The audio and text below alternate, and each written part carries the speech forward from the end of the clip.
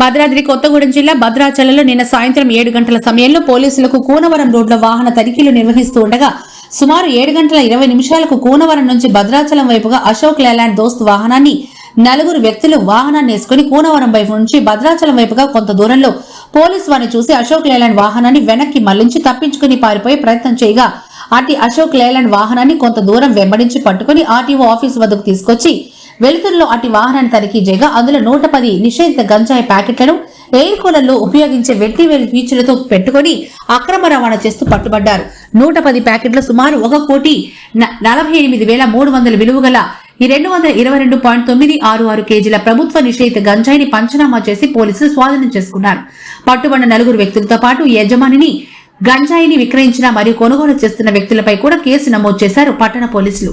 ఈ రోజు భద్రాచలం పట్టణ పోలీస్ స్టేషన్లో జిల్లా SP Rohit Raj press meet లో వివరాలు వెల్లడించారు.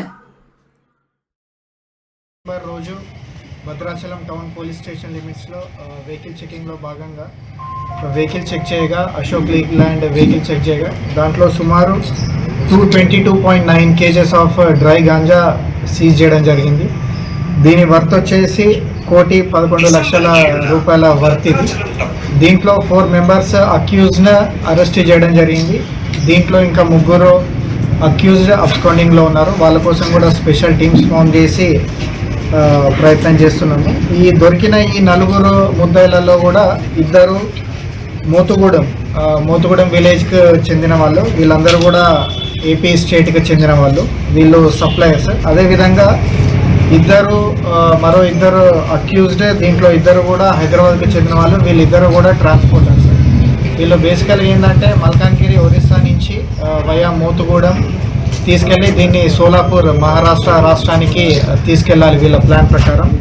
దీంట్లో భాగంగా ఏదైతే మనకు కాయిర్ మ్యాట్రెస్లలో యూజ్ చేసే కాయిర్ ఉంటుందో దాని కింద ఈ 222.9 కేజెస్ ఆఫ్ గాంజా ప్యాకెట్స్లలో పెట్టి దీన్ని కన్సీల్ చేసి ట్రాన్స్పోర్ట్ చేస్తున్నారు. దీంట్లో ముఖ్యంగా కూడా సిసిఎస్ టీమ్, అదేవిధంగా లోకల్ పోలీస్ టీమ్ వాళ్ళ కొన్ని ఇన్ఫర్మేషన్ తోటి ప్రాపర్గా వెహికల్ చెకింగ్ చేసి వీళ్ళను పట్టుకోవడం జరిగింది.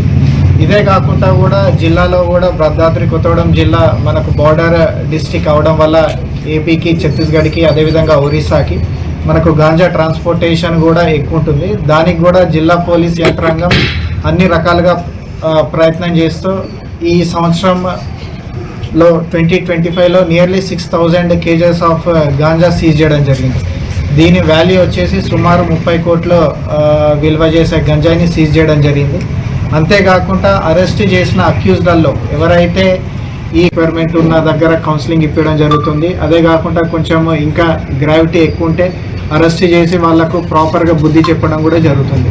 దీంట్లో I request press, print and electronic media, మీకు కూడా ఏంటంటే లోకల్ లెవెల్ ఇన్ఫర్మేషన్ ఉంటుంది కాబట్టి మీరు కూడా ఎక్కడ ఇన్ఫర్మేషన్ ఉన్నా కూడా షేర్ చేయండి. మీకు ఇన్ఫర్మేషన్ ఆధారంగా మేము లాస్ట్ టైం ప్రెస్ మీట్లో కూడా కొత్తగూడెంలో జరిగినట్టు వాళ్ళు కొన్ని ప్లేసెస్ కూడా ఐడెంటిఫై చేసి మాకు చెప్పడం జరిగింది. వీటన్నిటిని కూడా మేము గాంజా హాట్స్పాట్స్గా వాడిని చేసి ఎక్కువ ప్యాట్రోలింగ్ కూడా చేస్తున్నాం. So I request each and every one, not only public, students and education institutions, teachers, అదేవిధంగా ప్రింట్ అండ్ ఎలక్ట్రానిక్ మీడియా, మీరందరూ కూడా ఏదైతే ఈ గంజాయి రహిత జిల్లాగా మార్చాలంటే మీ అందరి కృషి కూడా ఎంతో అవసరం. కోఆర్డినేషన్ ఎఫర్ట్లో కూడా గంజాయి లేకుండా కూడా ఈ జిల్లాని తీర్చిదిద్దాలని కోరుకుంటున్నాను. Thank you sir.